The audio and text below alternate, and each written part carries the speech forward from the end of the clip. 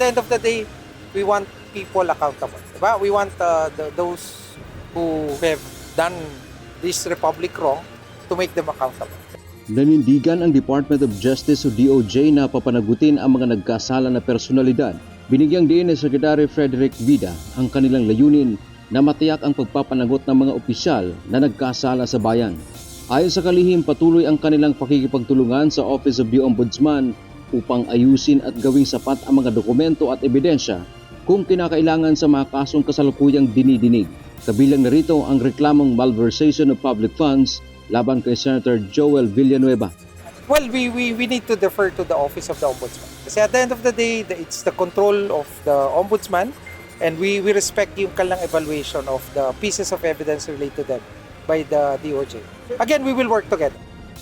Sa usapin ng ebidensya laban kay Villanueva, sinabi ng DOJ na kung hindi pa sapat ang mga kasalukuyang dokumento, sisikapin nilang gawin itong satisfactory dahil ang mahalaga ay magkaroon ng accountability. Sinabi kahapon ni Ombudsman Crispin Rimulya na hindi nila inadapt ang findings ng DOJ kaugnay ng reklamo kay Villanueva dahil nakukulangan anya sila rito. Hindi namin tinanggap yung findings ng DOJ kasi nakulangan kami sa case build-up na ginawa ng DOJ, so we had to conduct our own. And we have to conduct our own.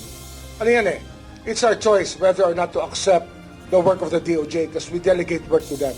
Gayunpaman, ipinaliwanag ni Secretary Vida na kailangang irespeto ang jurisdiksyon ng Ombudsman dahil sila ang may kontrol sa pagtitimbang ng mga ebidensyang isinumite ng DOJ. Samantala, tungkol naman sa posibilidad na maging state witness si dating DPWH Secretary Manuel Bunuan, ipinaliwanag ng DOJ na may kapangyarihan ang Ombudsman na gawin ito.